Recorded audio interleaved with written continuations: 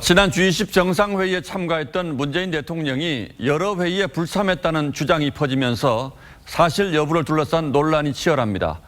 KBS와 청와대 대변인 선후배 사이이기도 한 민경욱 자유한국당 대변인과 고민정 청와대 대변인 사이에 감정 싸움도 벌어졌는데 오늘은 이 문제의 시시비비를 따져보도록 하겠습니다. 자, 강동원 기자. 예. 문재인 대통령이 정말로 그렇게 많은 회의에 불참을 했습니까? 그건 아닙니다. 공식 연설도 2차례나 했고요. 예. 7개의 공식 행사 중에 개막식을 포함한 3개의 행사에는 참석을 했습니다. 공식 행사 7개 가운데 3개에만 참석을 했다면 예. 그럼 나머지 시간에는 뭘 했습니까? 먼저 첫째 날 일정부터 좀 따져보겠습니다. 예. 낮 12시부터요. 디지털 경제를 주제로 정상 특별 세션이 열렸는데 문 대통령은 12시 10분부터 인도 모디 총리와 26분간 회담을 했고 그리고 오후 2시 55분부터 4시 25분까지 열린 이 세션 2 시간에는 인도네시아와 프랑스 정상을 잇따라 만났습니다.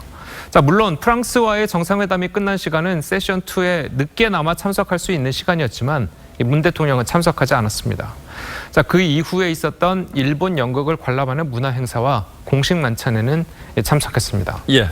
그런데 왜 굳이 공식 행사 시간에 양자 회담을 잡았느냐 이런 의문에 청와대는 명쾌한 답을 내놓지는 않았습니다.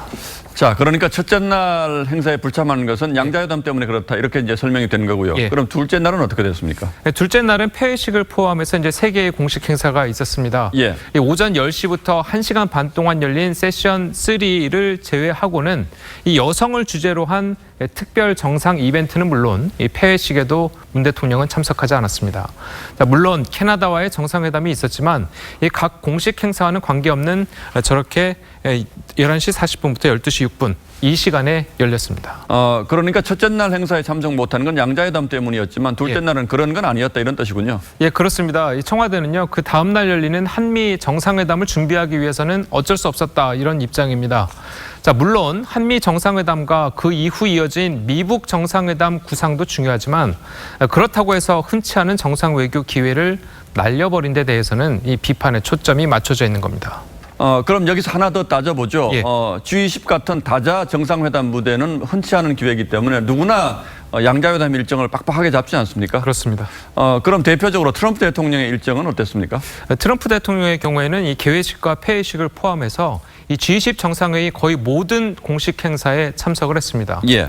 특히 문 대통령이 불참했던 여성 역량 증진을 위한 특별 정상 이벤트 같은 경우에는 이 딸 이방카와 함께 참석해서 주목을 받기도 했죠.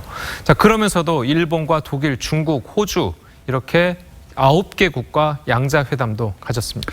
예, 그렇군요. 결론적으로 물론 행사에 참석하지 않았다고 해서 대통령이 놀러 다닌 건 아닙니다만 왜 이렇게 일정이 허술하게 짜여졌는지는 다시 한번 생각해 볼 필요가 있겠군요. 예. 예, 강동원 기자 잘 들었습니다.